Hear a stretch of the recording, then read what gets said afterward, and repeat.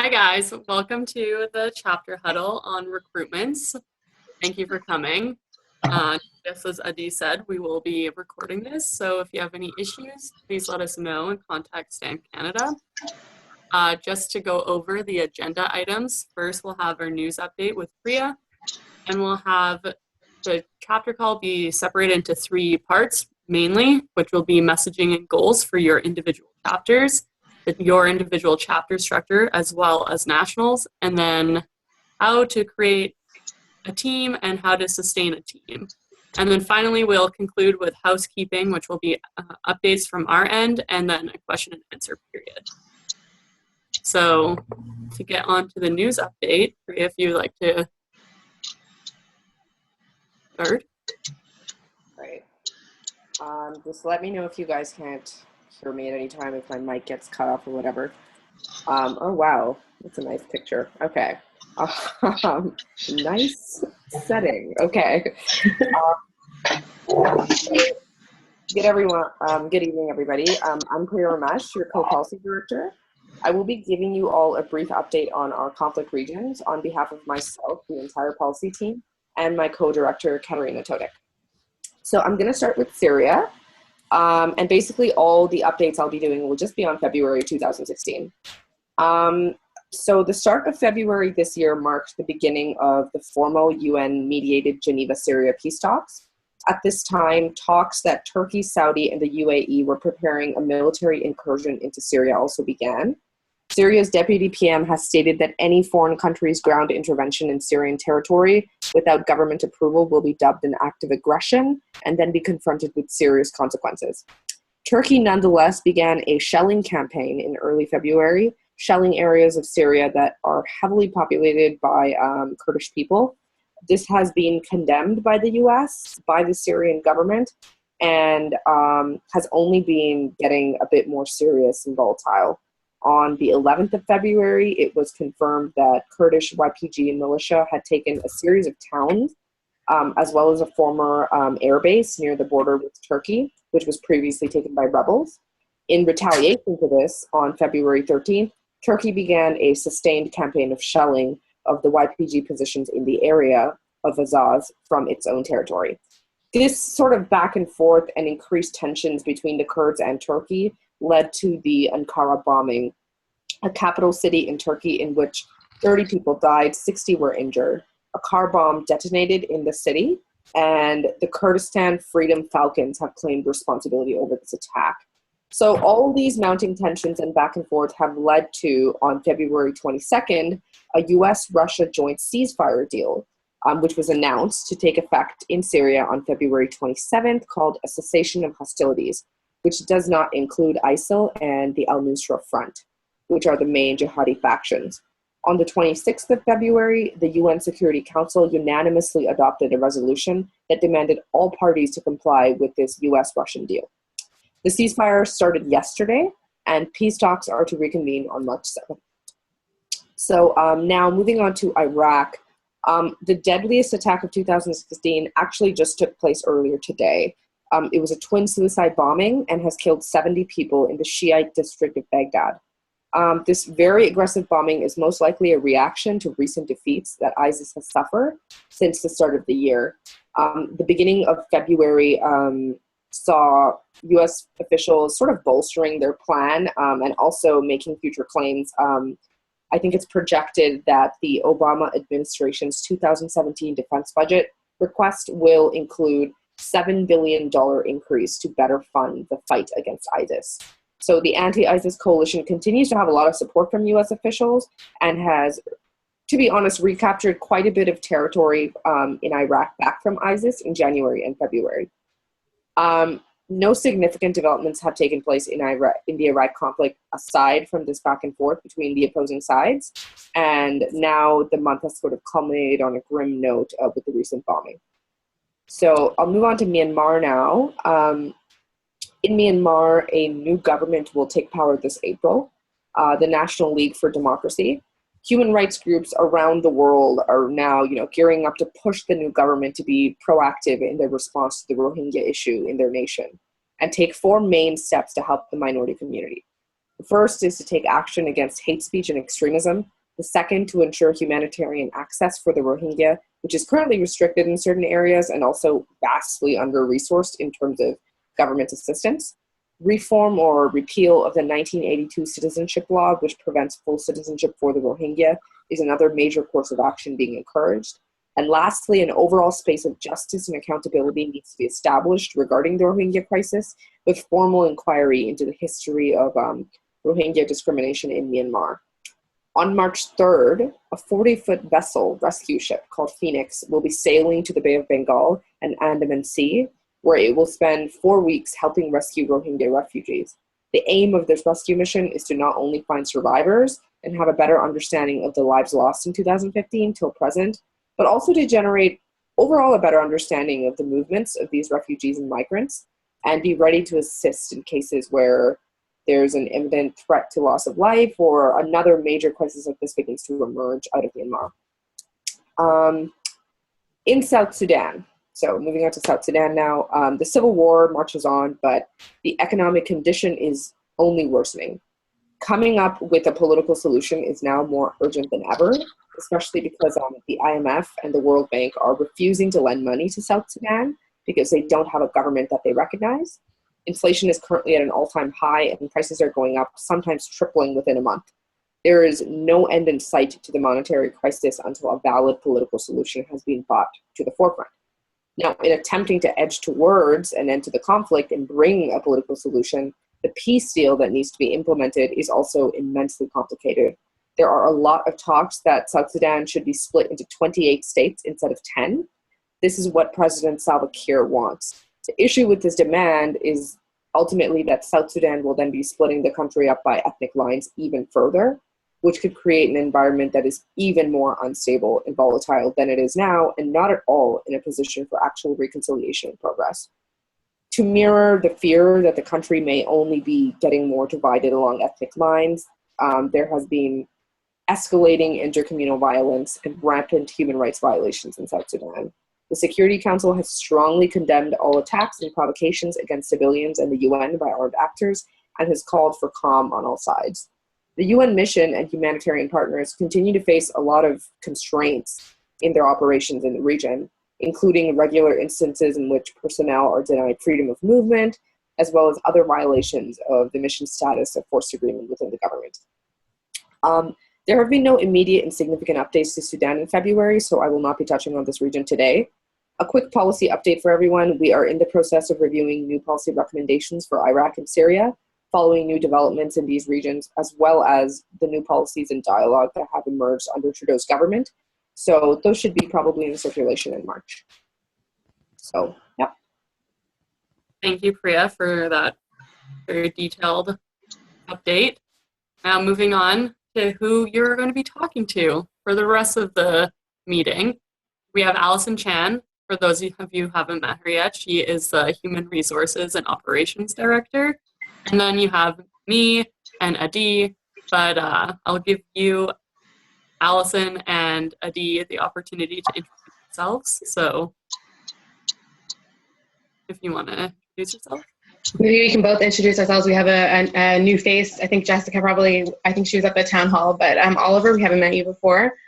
So I'm Adi Burton. I'm also based in Vancouver, also a UBC student, and I'm the chapters co-director with Tori. And we work with chapters and like national engagement and collaboration between chapters and the national organization.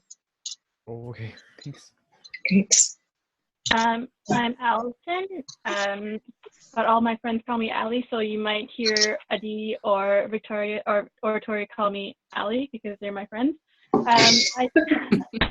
I'm also based in Vancouver. I graduated from UBC a few years ago, and I joined STEM National in 2014 because I've always wanted to join STEM UBC, but I just never had the time to.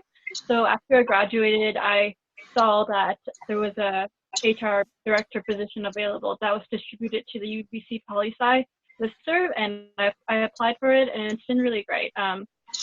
I will explain further what I do in the organization later on, because we're going to go over the org structure of Stand National. So yeah, it's great, and thank you so much for everyone. Thank you so much for attending this call and staying involved with Stand. And I'm Victoria, but you can call me Tori. I got involved in STAND a few years ago. I used to be the president of the U of T chapter. I graduated this past year, well, really in November, and then Adi reached out and asked if I wanted to be co-director with her, and I did, and it's been great. So for everybody, stay with STAND. Awesome. So, And I think Priya, who introduced herself already, she, thanks so much for bringing the news into the conversation so that we can remember why we're doing this. Tori, take it on from here. So now we'll get into the sustenance of our conversation. We can start with our elevator pitches and what it means to be a campus chapter. Sorry, jumped the gun a little. We wanted to actually open up this conversation to you guys answering this question for us, which is, what are you most proud of from this year?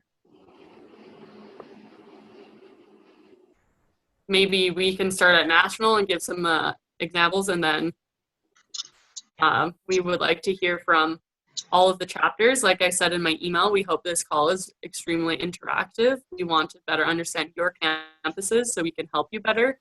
So it is important that we all collaborate together tonight. So basically what we want to get you thinking from the beginning here, when we're talking about recruitment, we're talking about engagement, we want to think about what are the reasons that we are involved. So if you think about your chapter and the amount of time that you've been involved, even if it's not something that you were directly involved with or something that happened before your time, what are you the most proud of from STAND? Maybe we can go around and share. You want to start? Start?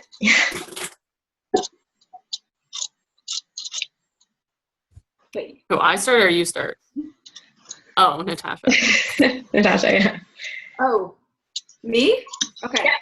I would say just a couple things off the top of my head. The first would probably be just getting the information out to people who had no idea kind of what was going on in somewhere like Myanmar, or who, we maybe helped clarify things with regards to, Iraq and Syria, which are often, very complex crises areas. And so I think that would be a more like general thing that I think I'm proud of, with regards to STAND. But I guess the second is this year, I think we've been able to do or participate in a lot of really cool collaborations with a lot of kind of like clubs who have similar focuses, but, just because of time and logistics, we've never been able to work something out. So I think that's something that's been really cool that STAND has been able to achieve this year, at least the UBC chapter.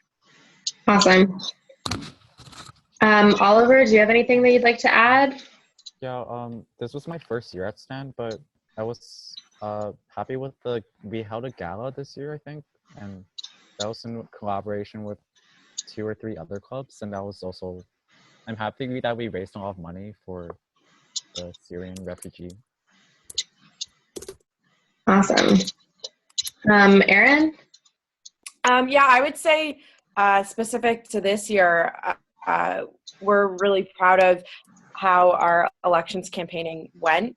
We got a lot of positive responses from students who we spoke to throughout our time actively partaking in the campaign, which was really nice to see, and a lot of people who had never heard of STAND before who became interested in club and the organization. So I think that's probably what we're most proud of this year. Awesome, recruitment. And then I'm just going to reference the Laurier email in case you guys mentioned anything. Not about this specifically. All right. Yeah, so from the national point of view, I would say that we're proud of the building up of the team that we've had over the last few years. Troy, maybe you want to make the font smaller? I know, I am sorry. This computer is extremely sensitive. Just so everybody's aware, I'm not using mine. Yeah, I'm using a PC for the first time in a long time. Yeah, from the national point of view, so like we've built up the team a lot since this group of people has been involved. Huh? So to give you some numbers, and to jump in there, Adi, when I joined Stan in June 2014, we had 7 members, and I remember that's because I was the 7th user in Podio, and now we have 80, over 80, and our recruitment, we've had to be selective of who we selected to be on the national team, so not everyone got an offer to join the Stan national team. Yeah, and then other things like the conference in January that we held that I think was a really important turning point for us as an organization. The in-depth and consistency of the blog team and the policy team are also really awesome. Those are some things for me. For me, I would say the unity between chapters and national with the elections campaign, and just everybody was really excited about it. I've talked to all of you except for Laurier about what you guys are most proud of, and you guys consistently referenced the elections campaign, so I think that was a huge success for everybody. So translating all of this into how we're representing ourselves in recruitment. We want people to join STAND. We've talked a little bit about the things that we are proud of and the things that we like about the organization. So we're going to go through and do some elevator pitches. So we've asked you guys to prepare these in advance, and we're just going to go through each chapter here. Unfortunately, U of T still isn't around yet, but we'll make do with the 3 that we got, and I think that will be fine. So I'm going to start and read out the one that Jessica sent over from Laurier. The STAN Canada chapter at Laurier plays an informative role to students and faculty on campus. As a chapter, we have tried to raise awareness throughout the 2 semesters regarding the current issues in our focus regions. Our chapter successfully started off the year by attending the Get Involved Fair at Laurier, where we received approximately 100 signatures for the anti-genocide, Youth Anti-Genocide Declaration. Later on in the year, we hosted an event in the hub of campus where we had students and faculty sign postcards to participate in the hashtag Stand Up Canada campaign. Overall, our chapter's goal this year was to raise general awareness on campus about what the Laurier Stand Canada chapter stood for. Through hosting different events on campus and maintaining a social media presence, I'm pleased to say that more Laurier Gold Hawks are now aware of what it means to stand up. So there's one example there of a quick pitch that you would give to somebody if they were interested in joining STAND, if they expressed that initial interest. So who wants to go next? Looking for brave volunteers. If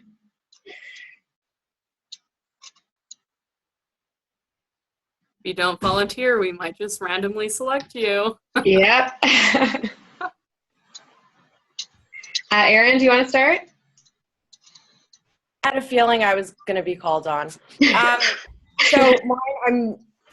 I missed the memo on how long it was supposed to be, and it's not as eloquently said as the last one was, but I'll give it a shot. I'm not an elevator. There's no rule here.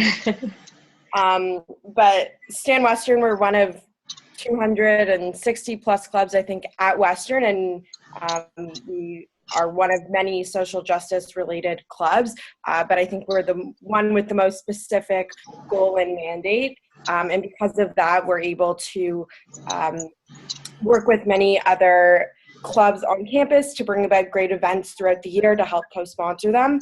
So we're a supportive club to others on campus, but we bring about our own meaningful events. We tend to focus on fundraising through events that appeal to the student population and create a safe space for people to share stories and make meaningful discussions. Awesome. So I got That's great. We're going to deconstruct stuff. Natasha? I don't know if Natasha or Oliver wants to do the UBC one, or both of you. It's up to you guys.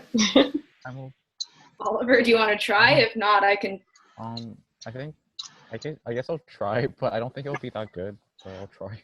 No, There's no good or bad here.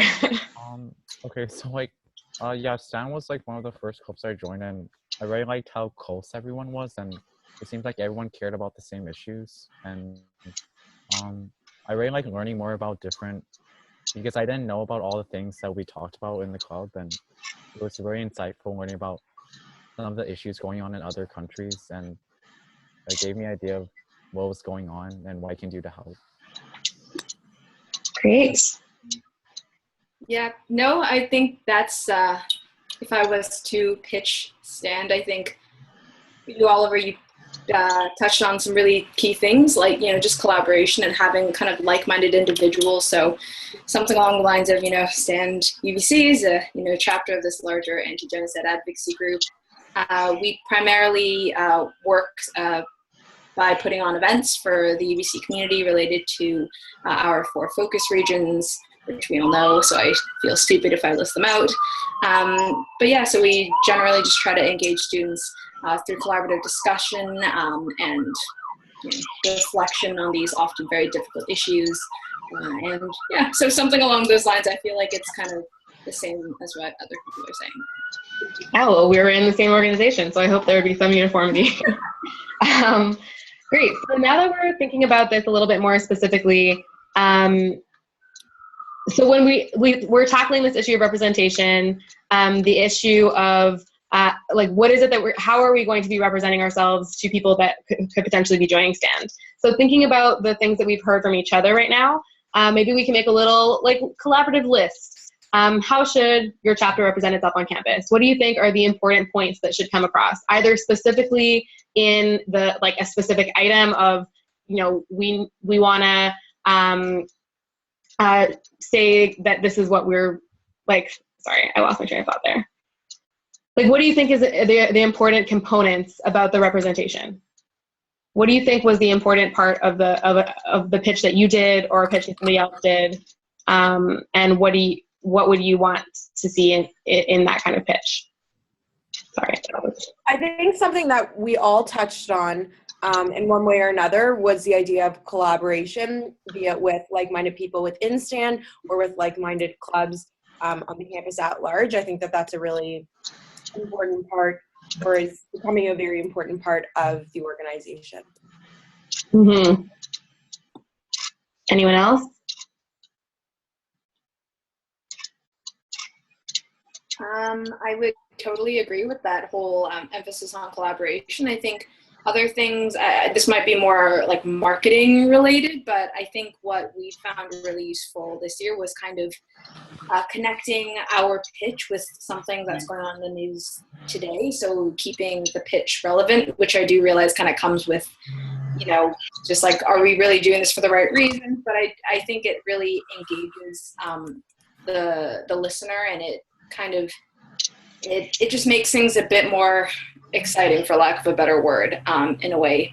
But I think another thing that's been really important is this reference to the fact that we are dealing with very difficult subject matter, and that we're very much into creating a safe space and allowing students to really come into the club, maybe with no prior experience or kind of no knowledge of the region, but if you're passionate and if you have that interest, we as a club are very invested in being friendly and allowing you to ask questions and kind of not judging you in that regard. Great. I think another thing we could draw from what you guys said is the scope of the focus regions that we have, and how other campuses or other organizations aren't necessarily looking at specific countries. So, I like how you guys talked about the focus also, that we have a specific focus. Yeah. From the Laurier pitch, I like how they talked about like the things that they have achieved, like what they've been doing and what the results of those things have been. So they mentioned the Get Involved Fair and the Anti-Genocide Declaration and the Stand Up Canada campaign.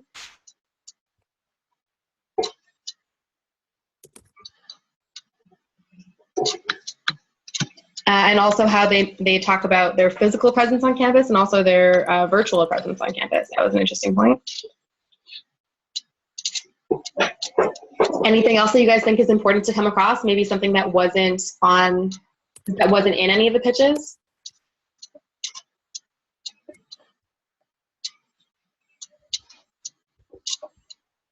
What about like specifically saying what our goal is? I think Laurier had that too, actually. I think a lot of you said that. What is our goal as an organization? Tori? Oh.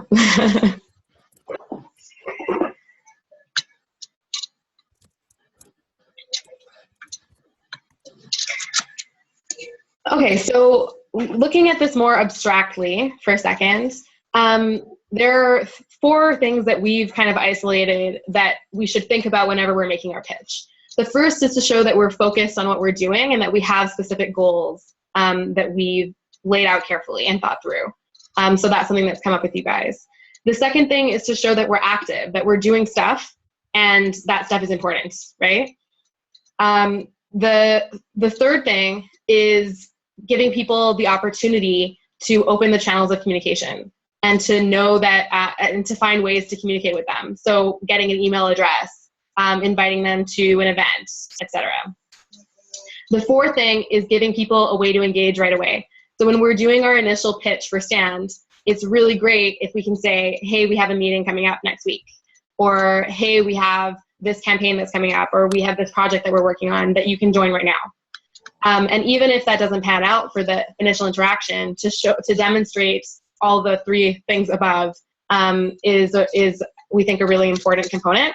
So we have a really great acronym to remember all this, and we've given you even a visual cue to remember this. So anytime that you think of Stand pitches, you can just remember Idris Elba's face. You're welcome. Face, focused, active, communication, engagement. Please forgive the mixture of verbs and nouns. Everyone good so far? Tori, that fell flatter than I thought it would. All right. So moving on, things to consider also when we're thinking about our pitches. When we're talking to people and we're trying to recruit, it's really important for chapters to think about how you can engage people across faculties, across departments, and across years. Why do you guys think that might be? For you guys, why do you think it's important to have a more diverse group of people in the club? So that everyone has their own opinions and there's a more different backgrounds of opinions. For sure, exactly. If you have everybody from Stand and Poli-Sci, there's going to be limitations to the way that you approach the issues. Same thing if it's everyone from Stand and Engineering. Absolutely. What about years? I can speak to that. For example, right now my club is basically all 4th years, and so we're in this very scary position where because we don't have enough people across many years, we don't have people to take on and who have experience or gained experience to take on upper roles. Exactly.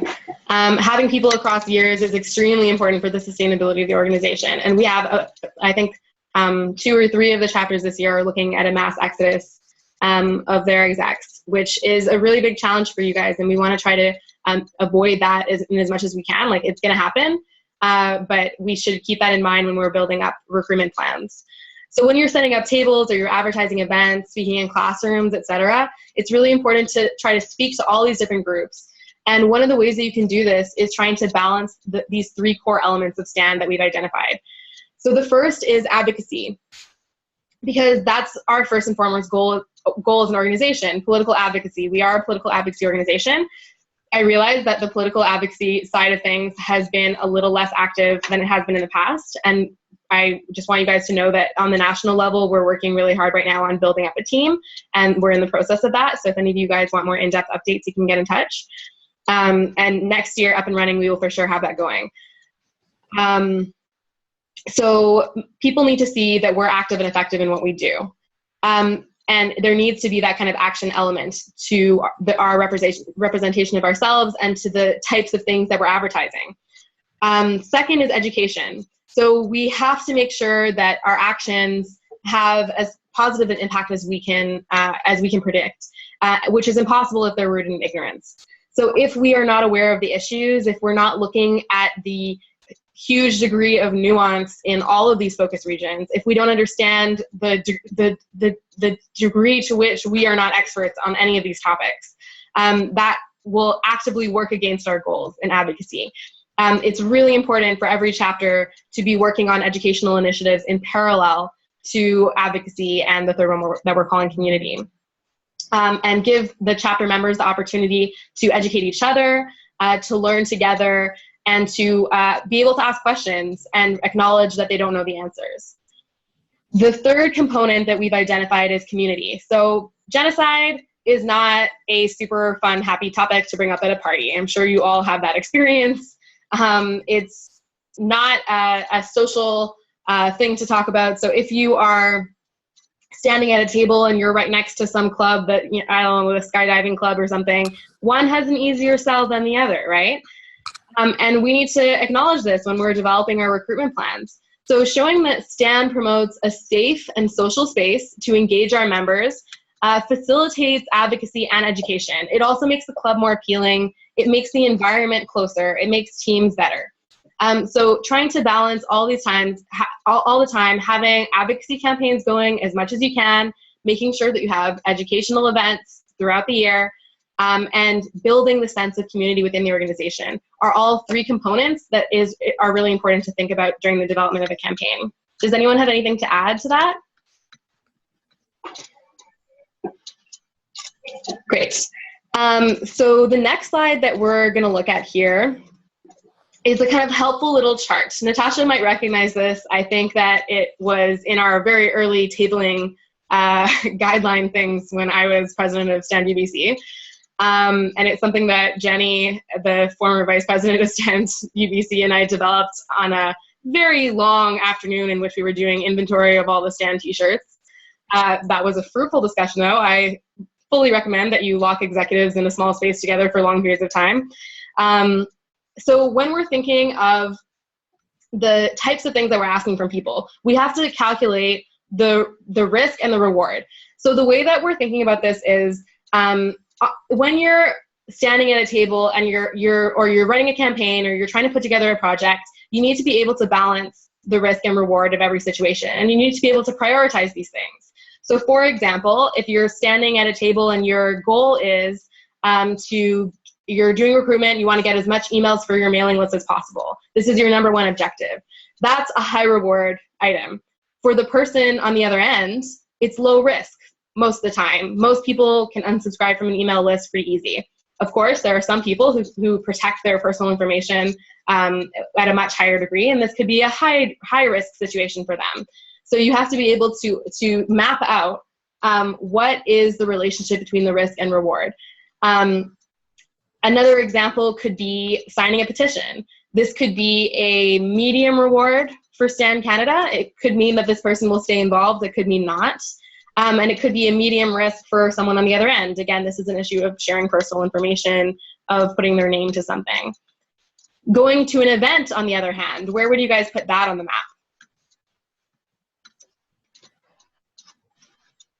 Depends on the event.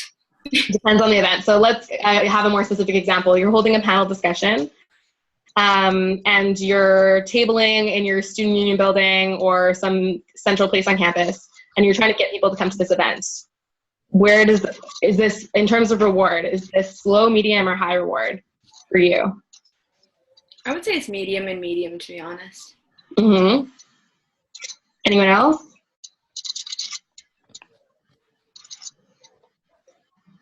Okay. And then in terms of risk for the person on the other end of that interaction. Not risk like personal danger to themselves, but risk in terms of what are we asking of them? Pretty low. Yeah, like what's their commitment level? Yeah. What will it be with what we're asking them? It's a pretty high risk situation, right? We're asking them to not watch whatever TV show is on that night. We're asking them to get out of the place that they're going to be. We're asking them to come and sit in a place and listen to something for a long period of time, potentially. So this is usually a high-risk situation. If you're running a kind of basic entry-level kind of campaign and you're asking for a lot of things, if the only thing that you're asking of people is come to this event, then you have to have a plan for that, right? And you have to make sure that you have constructed your campaign around that expectation. Whereas if you have a table and you're advertising for an event and you have one low risk, one medium risk, and one high risk thing at that table. So for example, sign up for our mailing list. Like our Facebook page. Or write a letter to your MP. That could be a medium risk thing. A high risk thing would be maybe coming to an event, signing up for a project, etc. So this is like a really important chart to keep in mind when you are thinking about recruitment, because you need to phrase your recruitment elevator pitch, for example, based on whether or not this will be a low risk, medium risk, or high risk for the person you're talking to.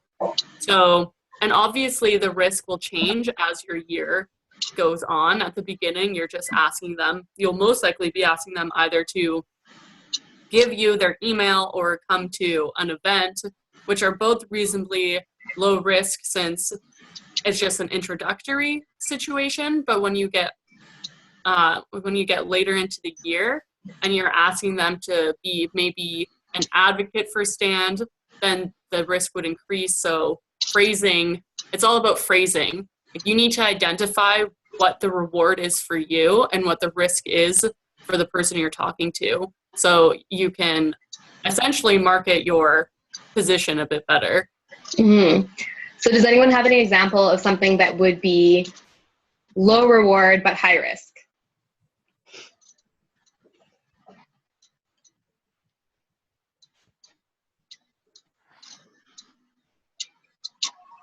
We're not sure how easy or intuitive this chart is for you guys, or how well we've presented it. So does this make sense so far?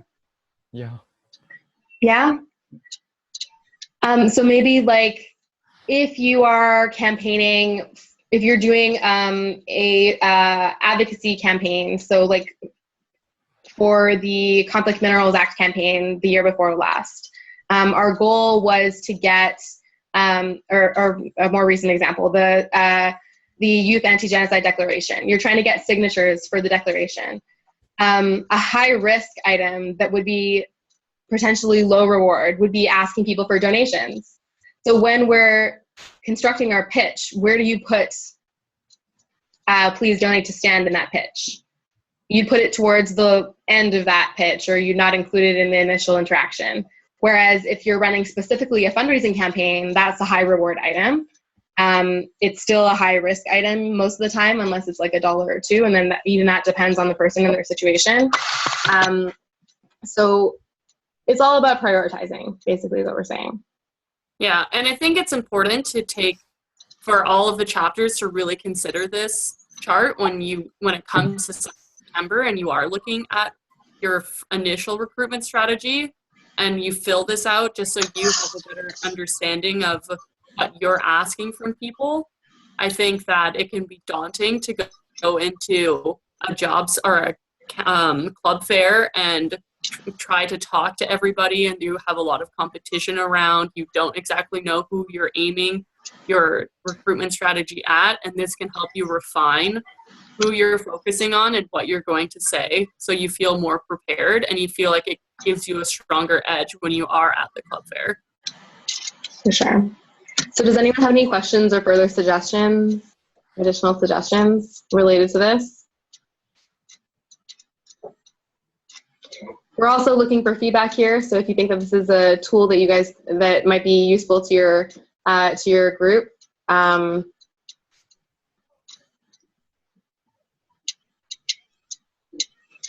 opening the floor. Okay, well, moving on.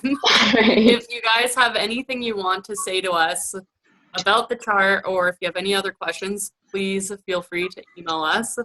But moving on to the next section, which will have Ali talk to you about how National can help you with your recruitment strategies. And this isn't just for September, this is at any point during the school year. So Ali, if you want to take the lead. Yes, I'm very happy to help everyone from the national level to the chapters.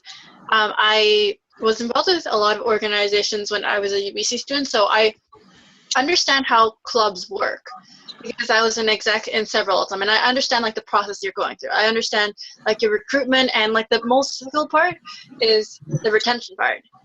And I am always very happy to help. Sometimes I get resumes and applications for people who go to a school with a stand chapter, and like when I'm talking to them, I'm always thinking, oh, like can this person fit with the chapters team? Because I'm very interested in helping you. So that's one thing.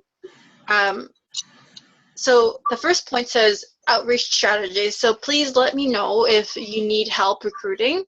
We could either work with the communications team to promote the positions that are available, or I could also give you advice on how to recruit people. Tori, do you want to talk about how you recruited people when you were the president at U of T? So when I became president, I had the same problem that a lot of you are going to be facing next year, where everybody graduated. So I had to build the team up from essentially nothing. And the way that I targeted the situation was online. Like I used social media as my primary method of communication and recruitment.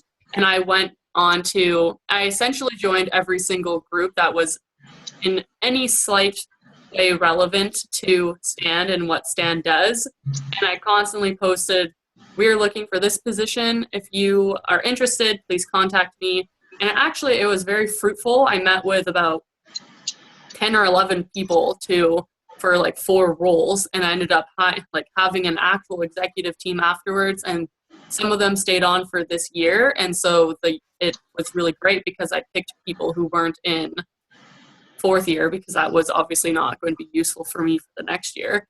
But now like STAND U of T is living for this year because of that. So I think it's really important to consider maybe ways you can reach out to the community that you wouldn't have necessarily thought of before. Just essentially any method of communication is worth exploring.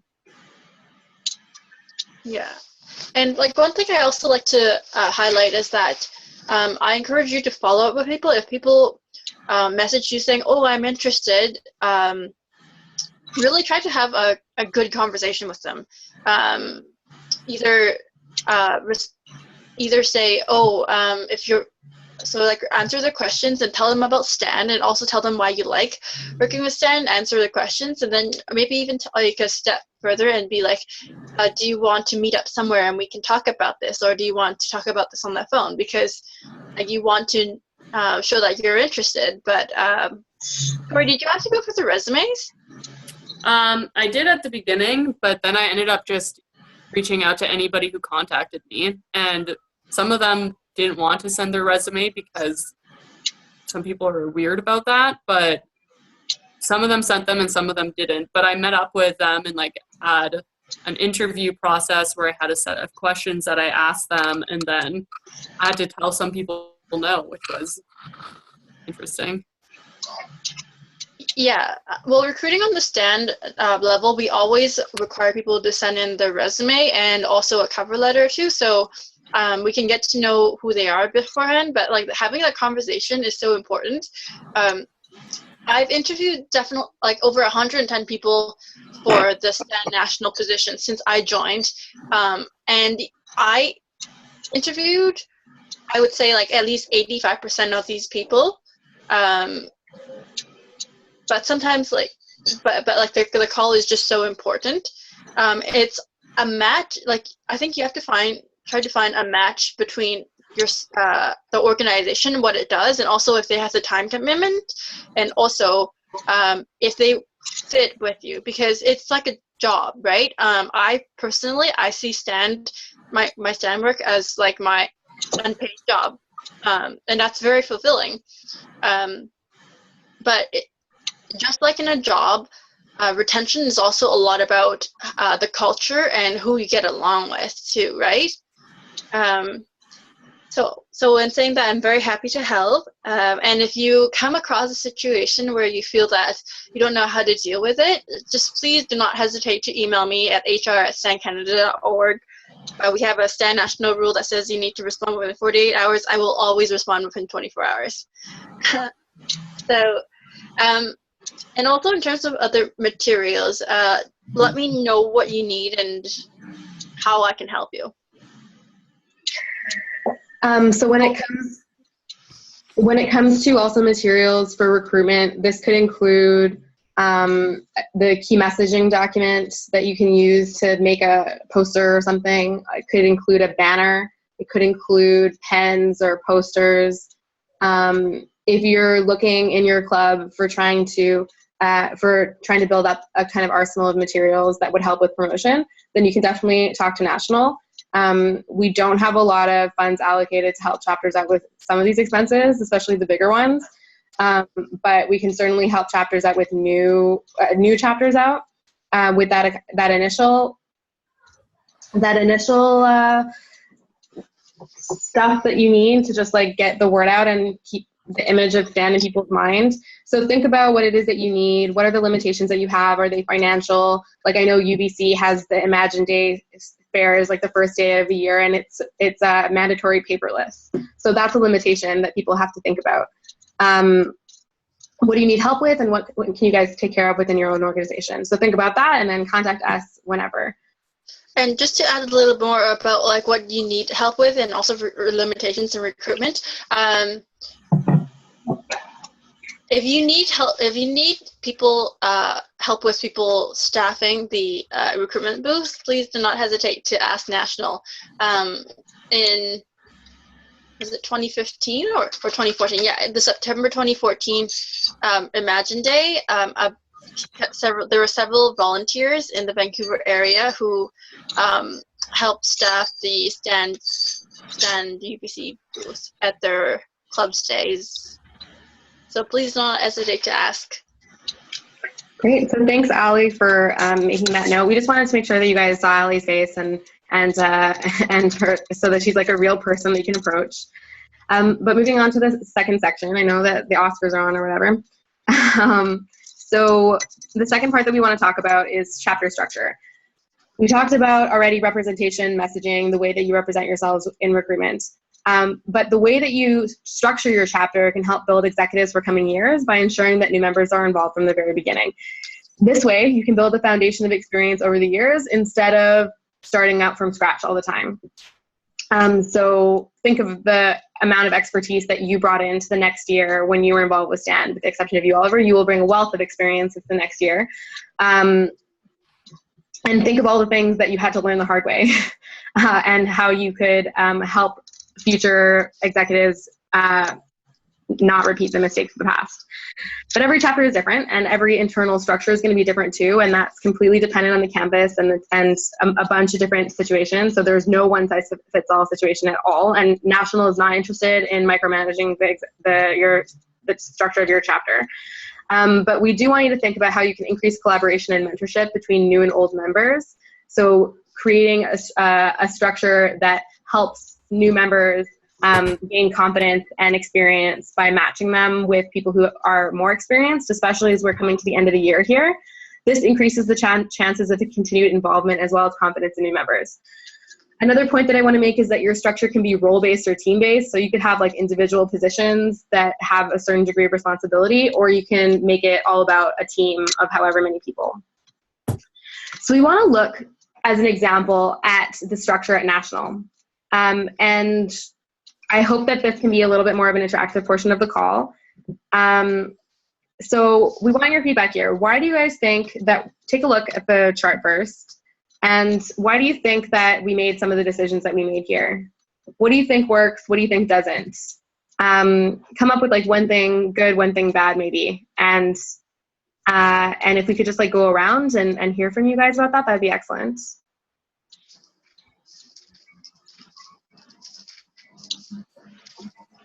A little complicated, I realize.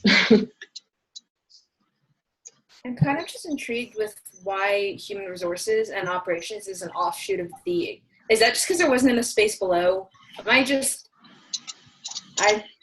Maybe I'm overcomplicating this, but I'm thrown by the fact that it's horizontal. Ali, you want to take that one? Yes, I can. So that move is recent, and the reason being that Scott has taken over the advocacy co-director position, and and so he's delegated a lot of his ED responsibilities to me.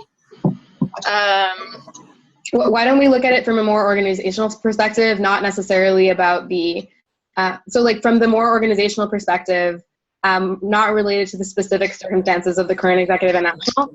A lot of the executive director responsibilities are like legal paperwork kind of things, dealing with bank accounts, dealing with the national certification of stuff like that. So human resources and operations is really much more closely linked to that than to the other teams. Ali, do you have anything else to add about that? No, that was said very well. So but it doesn't mean like I micromanage. I'm not a micromanager. Ali and Scott work really closely together because they're both there's a lot of overlap in their responsibilities in that sense. Any other questions or comments related to the way that this is set up? I really like the way that everything is broken down. People have someone above them to go to until the top. That was something that we at my chapter tried to make happen this year, and something that we're hopefully working towards in the future. It just makes sense to have, people who might be lower in the web, but it just gives more guidance as to, you have a question, who do you bring it to, and defining positions, because there can be a lot of overlap. So just having a clear path of who goes where type of thing. Yeah, for sure. Any other thoughts? Can you see parallels to any of your own chapter structure, or do you see any significant divergences? I think it's really different, to be honest. Awesome. Which is cool. So I'm looking at the chapter structure from Laurier, just because Jessica doesn't have audio here. And she's saying that the first level at Laurier is the president, then the vice president, and then underneath that is the vice president of finance, the vice president of marketing, the events coordinator, and the external relations executive. And then the fourth level there, what we don't have actually, is the general members. It's true that we don't really think about how general members fit in at STAN Canada. Well, I guess that's something we can we have to think about that later. Yeah, we'll do that. Anyone else have a comparison to make or a question? Or maybe Tori, like some of the things that we might want to point out. So like one of the changes that happened recently is that we broke advocacy into 3 kind of committees. The political advocacy side of things, that's based in Ottawa, but also works nationally. The community advocacy, so this is specifically grown as an offshoot from the conference in January that's going to focus on community engagement with diaspora communities from our focus regions, but also with Indigenous communities in Canada. And then corporate advocacy, which becomes more or less significant depending on the type of campaign. So if we're dealing with, for example, Myanmar, the trade between Canada and Myanmar is probably the most significant connection between the 2 countries because of Myanmar's rather substantial mining industry. So that's an example of where corporate advocacy could come into play, or the Conflict Minerals Act that we were working on 2 years ago. Another more recent split is in the chapters team. So we also have split chapters now into chapter liaisons. So one of the things that we're going to do is we're going to be recruiting people, hopefully who've been involved with the chapter in the past, and get them to be a kind of mentor for the current executive. And then have you or anybody you know would Yes. be interested in this, For we would sure. love to talk to them, because we think it's really important on the national level to make sure that you guys have somebody in person that you can deal with who deals directly with national. So we can always be present and an in-person source of help for you. Mm-hmm. And then the other kind of offshoot from chapters is educational programming. So with the recognition that a lot of chapters can struggle with educational part of their campaigns, and that also we have objectives at national that require a lot of in-depth programs. So the formerly named youth outreach program, which we're still working on reformulating here, is listed on this chart as reflexive leadership. So that's one educational program that we're working on at national, and then also territory acknowledgements, which would have to be a much more in-depth educational program. We're still deciding whether or not that is something that we should be doing. Any other kind of questions going on forward?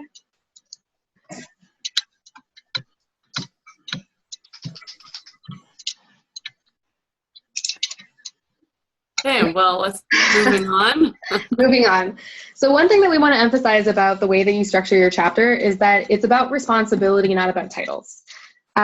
Especially with STAND, with the type of community that we've built over the years, that really tends to permeate through the entire organization, is we try to reinforce horizontal relationships rather than vertical ones. As Erin mentioned, having someone to report to in a sense, or to ask questions, is a really important thing.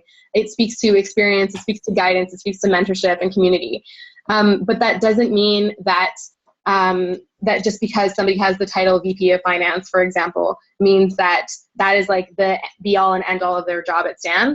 I'm sure a lot of you have the experience where everybody kind of pitches in with a bunch of different things depending on their interest, which can be fluid, depending on their availability.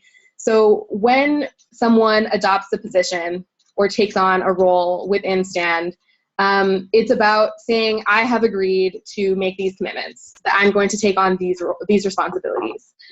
And in order to do that, we have to make sure that expectations are clear.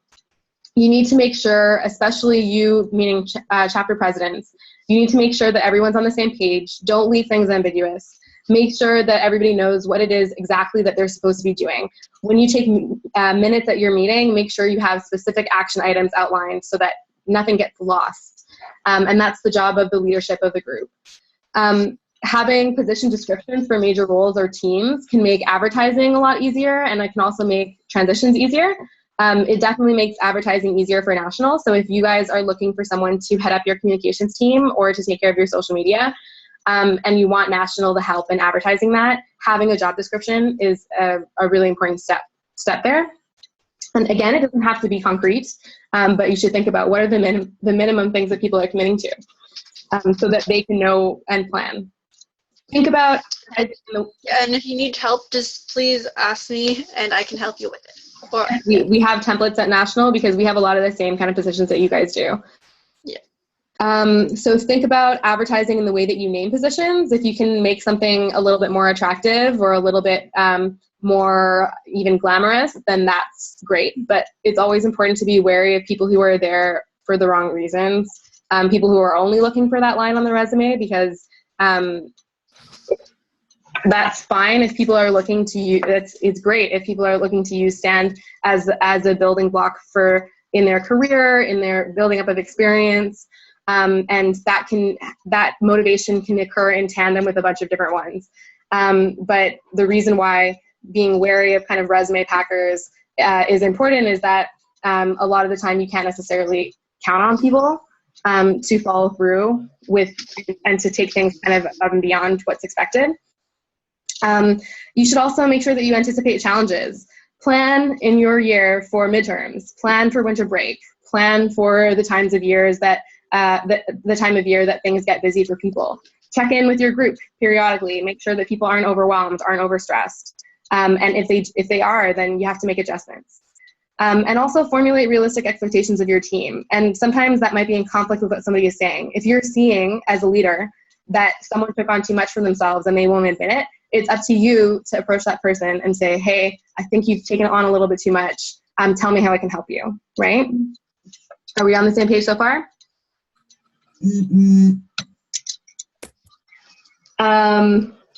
Okay. So another thing that we want to emphasize here is make sure that you keep an eye out to see who is really committed here. Who might want to take on more responsibility or maybe refocus their interests. Maybe you have someone who's working on social media who'd be more interested in advocacy. And make sure you take the initiative to offer those leadership opportunities. Sometimes you might have to throw people into the water, so to speak. A lot of the time they swim and it's great. But when you do this, it shows that you're paying attention to their strengths, and it gives you and it shows that you recognize what they're doing in the organization, and that's an important part of team building as well. Are we all good for that? I can't actually see any of you. Hold on. Nodding. Okay. So moving on to the next part. So we're talking about our recruitment plans. We're talking about our election campaign, our election event or period. So we want to introduce you guys, to those of you who aren't aware of this idea of SMART goal setting. SMART stands for specific, measurable, achievable, realistic, and timely, or time-bound, depending on who you're talking to. So does anyone have any concrete examples based on what we've talked about so far about goal setting for recruitment? And I know that for some of you, this is really important right now, right?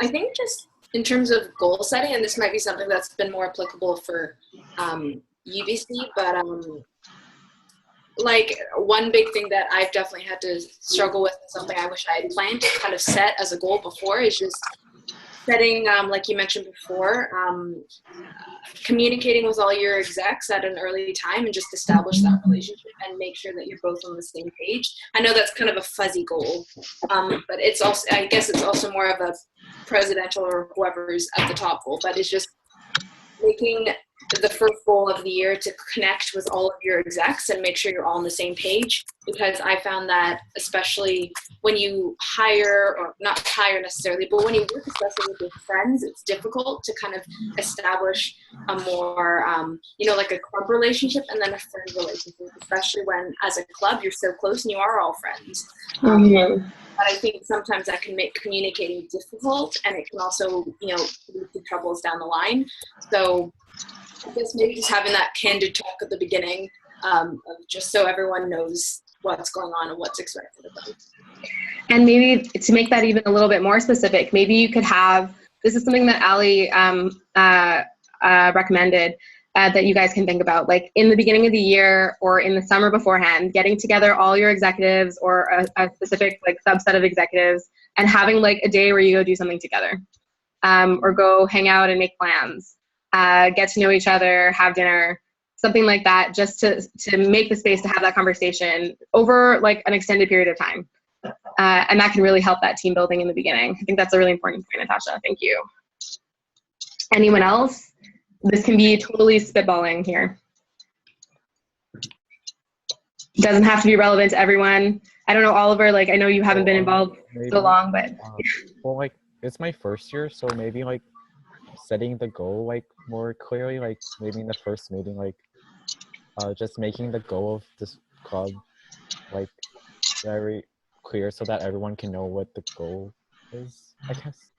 Yeah, maybe do an activity or think of a first presentation in the beginning of the year at the first meeting or at the first event that communicates the organization more clearly.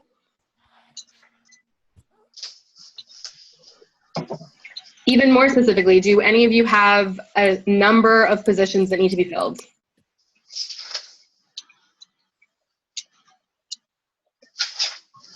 It could be recruit 3 people for social media, right, Erin? Yeah, I was going to say we always have a bunch of positions that are open at the beginning of the school year because we only have to elect our president on planning, finance, and communications before heading into the new academic year. Mm-hmm. So I guess setting some sort of measurable goal in terms of outlining what type of people we're looking for to fill positions and how to go about doing that. Right, for sure. And you can think about it also like, wait, I lost my thought, sorry. So for Laurier, you guys have here that you plan on posting position openings on social media platforms, but the reach is limited to only students that follow us.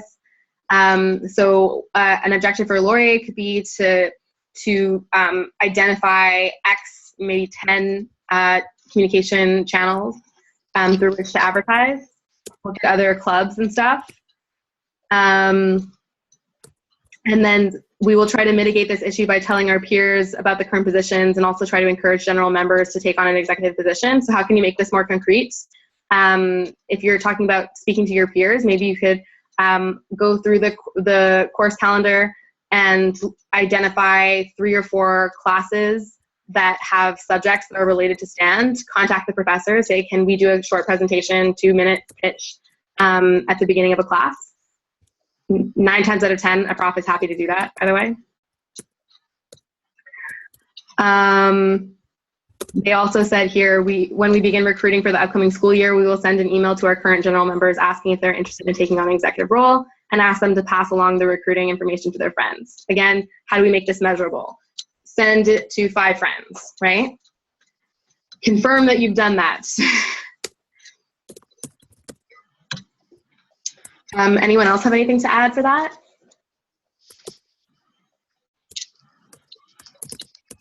Goals? Okay. I think we're going to go on. You guys can think about it, bring it back to your group. And we're going to move on here. So thinking about engagement throughout the year. So with the 2 people that we have here who can participate in this part of the discussion, but what motivated you to join STAND? Can you share with the group, Oliver and Erin? Yeah, like, well, in high school, I joined some humanitarian clubs, and I thought it was a really good experience for me because over the summer I also read a book about Malala, and that also was really inspiring. So that's why I wanted to join this club, to just see what I can do and like be more open about what's happening in other areas in the world. Great. So like international awareness. Erin, do you want to share why you were involved? Yeah, so I very honestly will say that originally I joined to build my resume. It was a good opportunity for me because my brother and his friends were involved in executive positions, and as I became involved through that, I took a liking and became more passionate about the topics that STAND's involved with, and just wanted to increase my knowledge there. So yeah, like I said, very honestly, I really didn't have many expectations coming in other than something on my resume, and it became something that's important to me. For sure. And I want to revise my earlier statement there to say that definitely motivations can change over time. And it happens. You know what, I've seen it not happen, and I've seen it happen. So it's a 50-50 with the resume. This is very true. And STAND is a very good thing for people's resume in general. So, Tori, do you want to share?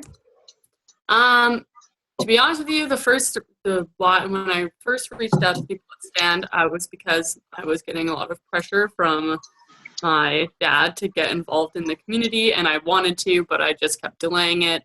And then after I went to my first meeting, I just being a part of a group that actually is trying to talk to people about issues that they might not consider as pertinent their lives or relevant to their lives it really, I felt very strongly about the fact that I needed to say something and be a part of something that is trying to actively make a difference.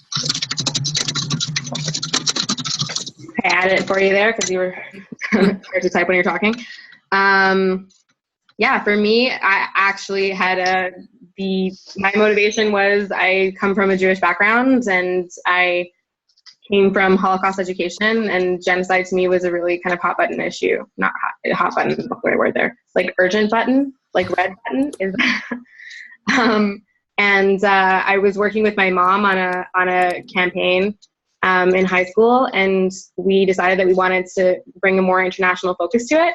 And so we went to one of the history teachers and we were like, what's going on in the world today? And she said, there's a famine in Niger and a genocide in Darfur.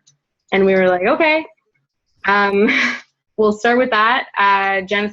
So for me, genocide is an issue related to my community. And that's where the motivation, the whole never again motivation came from.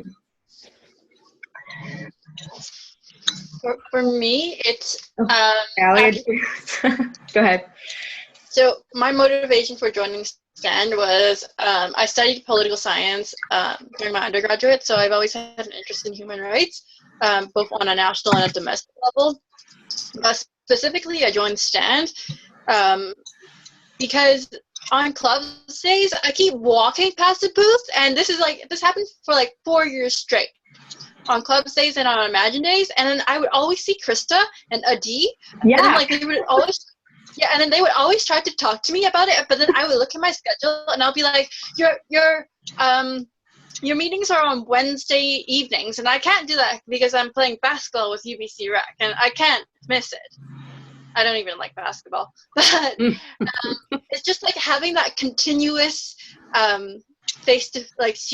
constantly seeing Stan face to face, and that's why when I saw the job posting for the HR director, there was this name recognition in my head, and I also knew what Stan did because I talked to Krista so many times.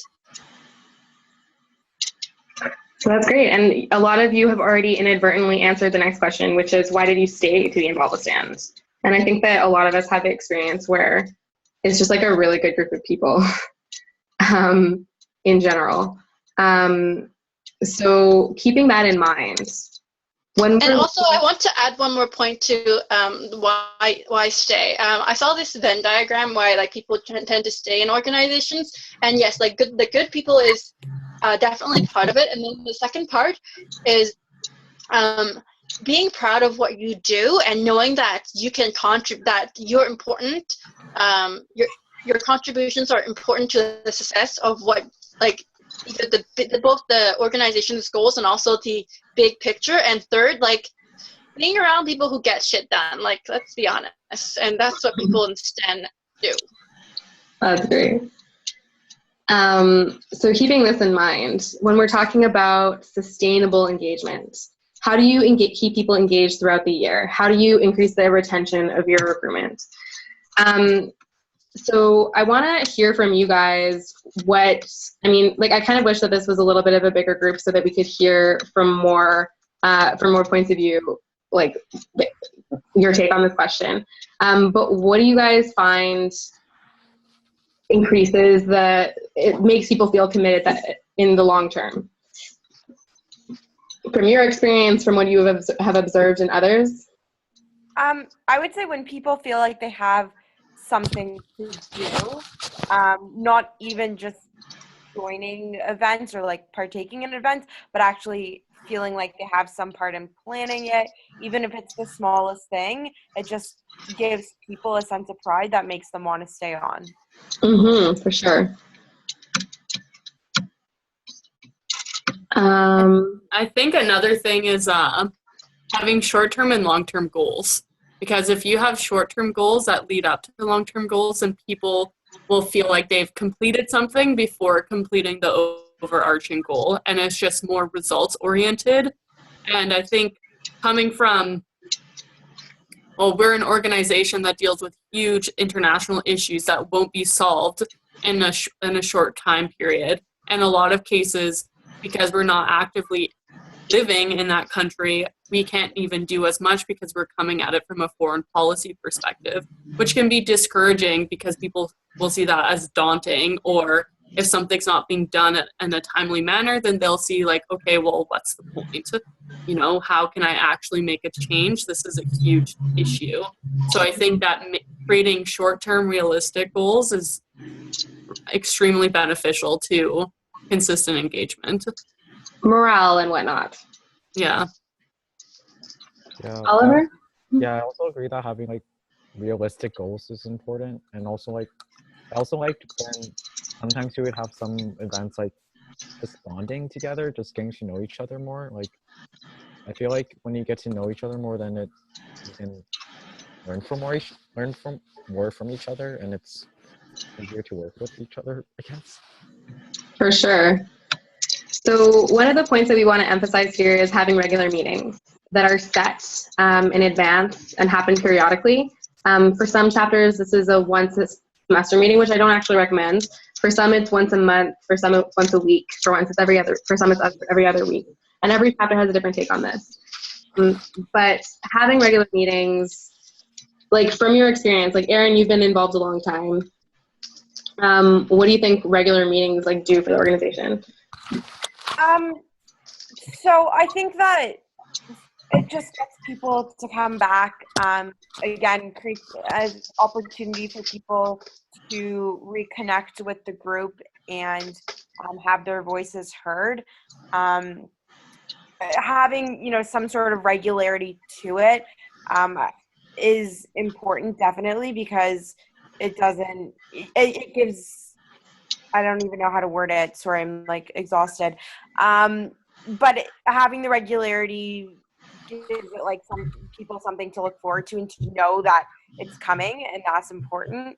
But one of the things, despite having regularity, something that I know our chapter struggled with and has led us to, you know, do a once a semester sort of meeting, is that everyone has different schedules. Everyone, you know, you're busy one week but not the next, but that's different from the other person. So I think that it's very hard with university students, especially when you do reach out to people of all different faculties and whatnot. It's hard to come to a common time or a common commitment, but it definitely is important to try and do.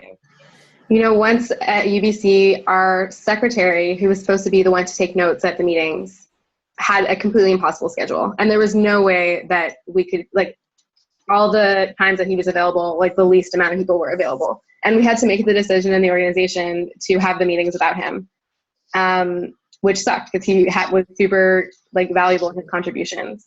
But I think that the rate to find the meeting time that works for everyone is a fool's errand. And that's something that has to be like reconciled within the organization.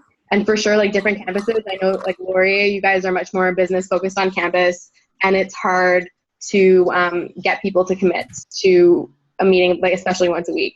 Oliver, for you as a new member, what has regular meetings meant for you? I actually like the fact that we meet once a week because it feels more like it's something I can like look forward to each week, I guess. And then it's like you get to know each person, and then it's just like more, it's kind of like something, it's just like it feels more regular and it feels nicer. Just you meet once a week. Because some of the other clubs I joined were meeting every second week or like maybe once a month. And when you meet once a week, you get to, it's just like, it's more nice, I guess, because you're more comfortable and you get to, it's something you can look forward to, I guess. Right, and I think having consistent meetings also allows people to mentally block that time off in advance. So if you say we're setting meetings and it's going to be this week or it's going to be every other week, but it's going to be 100% Tuesday at 8 p.m., come if you can. If you can't come, just send us an email with your updates that you need. So then every single week, people will start anticipating that they have this meeting. And you have to take into consideration that not everybody will be able to come every week because of looming deadlines, etc. But like I know from at Stan National, we have a directors meeting every single Tuesday. And if you can't come, then you should be submitting a brief blurb on like what your updates would be. And then you get informed afterwards. We assign tasks to people about what you should be doing for the next week until we come back to our directors meeting. Another thing that we do to mitigate the whole problem of not everybody's able to attend, because especially if people are canceling at the last second and it turns out that there's like 2 people who show up who, you know, really turn their lives upside down to make it, and then other people didn't show the same commitment for whatever reason, and it could be not anyone's fault, is we try to buddy up our responsibilities so that if Priya can't come to a meeting, Katarina is there. She's the other policy director. If I can't come to a meeting, Tori is there. And that kind of mitigates the risk of that. So it's something to think about when you're structuring especially if you're in a busy period where you're planning an event or something and you have a committee that's in charge, try not to put all the responsibility on one person, so that the team can always be represented. So yeah, there's a lot that we could talk about for regular meetings, and that's something we're definitely going to be talking to all of you about during the orientations. The second point here that we had, Oliver and Aaron to an extent already touched on it, to try to make the team feel connected socially, do stuff together. The previous UBC executive used to do wine nights after meetings, and that was really nice every once in a while. Have this dedicated stand day in the summer to plan and get to know each other. Yeah, like the beauty of stand is that a lot of the people who are involved are there for the same reasons, roughly, have similar interests. Make the club a social club also. And then the final point that we want to make in this presentation, before we get onto the housekeeping part, is recruit all year round. Think about how you can get people involved. Think about the beginning of the year events and all the regular channels that people get involved with stuff at the beginning of the year. Think about how you can make it easy for people who would attend your events to get involved with the organization later. Be prepared to tell them, hey, our next meeting is here. Here's our email list. If you can't make it to the meetings, here are the minutes that we send out every week, right? Think about how you can poach people from other groups. And I'm kidding about that one. We all are a family and we're not competing, but people who are involved in one thing might be interested in also being involved in another, and it's not a zero-sum game. Think about classrooms also. If you're in a class that is talking about genocide or is talking about one of our focus regions or something related to stand, ask the prof and see, can I make a short presentation? Can I just tell people about this meeting that's coming up or this event? Tabling or canvassing in the major social hubs on campus, especially where the food is, that can be a really important recruitment tool throughout the year. Social media, et cetera, et cetera. Okay, so any final thoughts before we move on to the last bit here? The home stretch.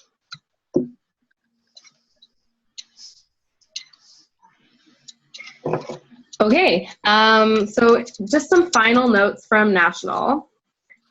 Or you want to do this? Yes, okay, so we have a few things coming up and a few things we'd like to remind you guys about.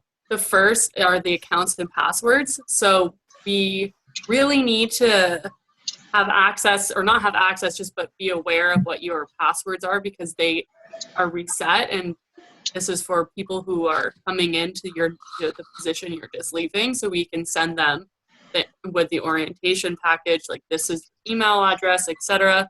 So please make sure all of your accounts and passwords that are associated with your chapter are on the Google Drive so we can access them.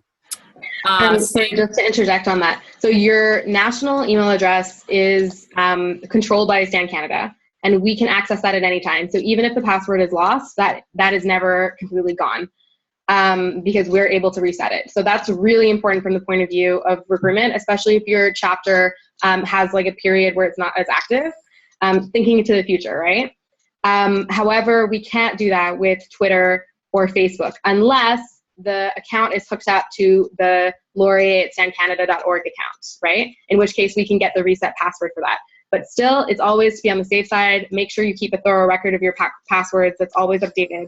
Put it in a Google Doc so it's always up to date, and then share it with National. Keep it in Google Drive. Use Google Drive so that your transitions are easier. Whenever you're getting posters, whenever you're getting files, documents, conference packages, whatever it is, keep it in Google Drive, make sure your members are using it, so that future generations of STAND members can just do a quick search and find out, oh, hey, I don't need to do this whole thing over from scratch. Somebody already did it even 3 years ago or 5 years ago. Sorry, go ahead, Tori. That's okay.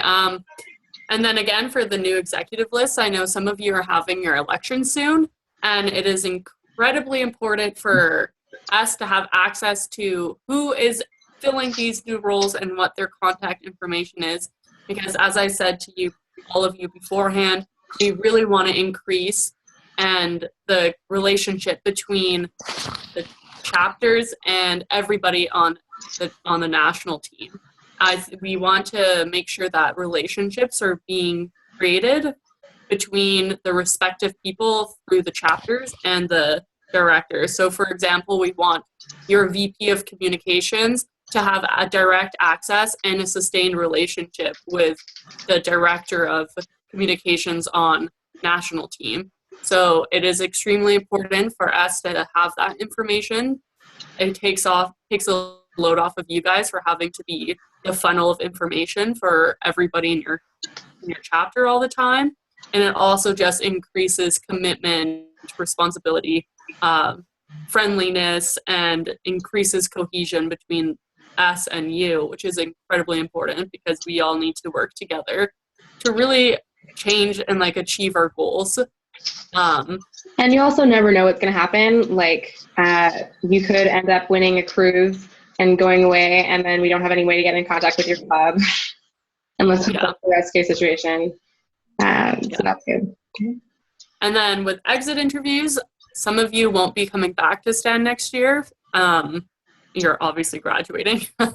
So we want to get the final words from you, hear about your time in STAND and everything like that. So we'll be scheduling those with you in the near future. Just you'll get an email from Madia and I. Then the welcome huddle, that's for new people that have been elected to your chapter.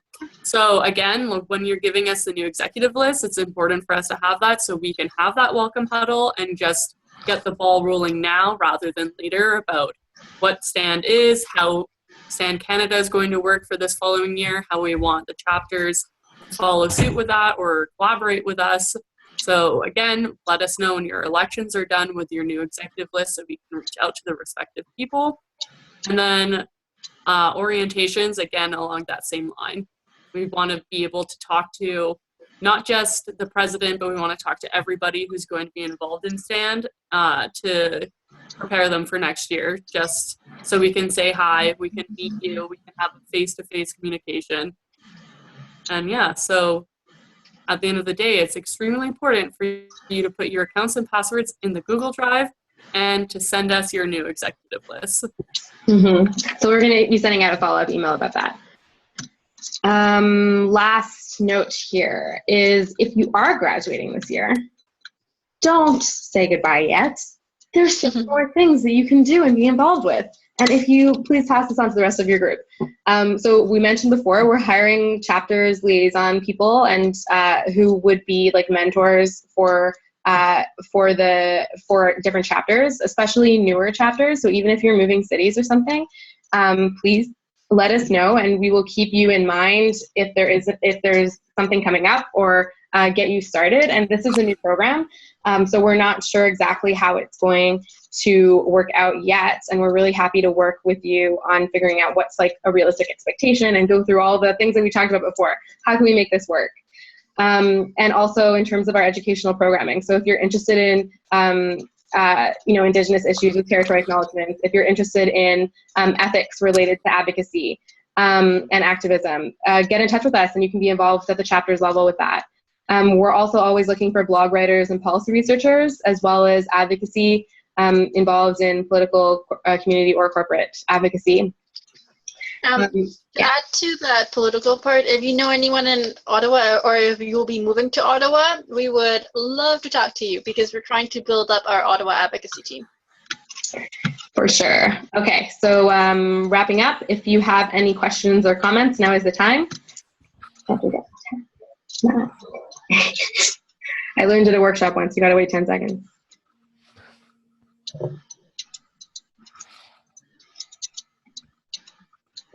So thank you very much for making the time on a busy Sunday, I'm sure. We want to point out to you that the next chapter huddle, the date of this one might actually change, but probably not, is March 20th. Please make sure you mark your calendars, pass on the information to incoming execs. More information will be coming shortly, and you will hear from us. We will also be sending out the video for this call, along with a couple of action items for you, and a couple more resources as a follow-up. So does anyone have anything to add before we wrap? Well, it was really lovely to meet you, Oliver, and we're really glad that you came to the call, because we are encouraging everybody that's involved with STAN to come to these calls, because this information is relevant to all of you. And we want you to get to know us, and yeah, exactly. We want to build those relationships. Thanks. Yeah, thank you for being really friendly and welcoming. It was really nice talking to all of you. Thank you. Thank you so much for participating. And thank you, Jessica, also for making the time, even though you can't participate and it's one-sided, and I'm so sorry about that. No, we can't wait to see your face eventually. And Erin, also thank you for your very busy end of degree time, and Ali and Tori and Priya also. So we're going to send around this recording and make sure that everybody gets a chance to see it and share within your chapters. Please make sure you pass along the information. And yeah, don't hold it close to your chest. It's not a competition. So we will have a good weekend, and good luck with stuff. We will be in touch on a bunch of different items. Thanks. Thank you. Thank you. Bye, guys.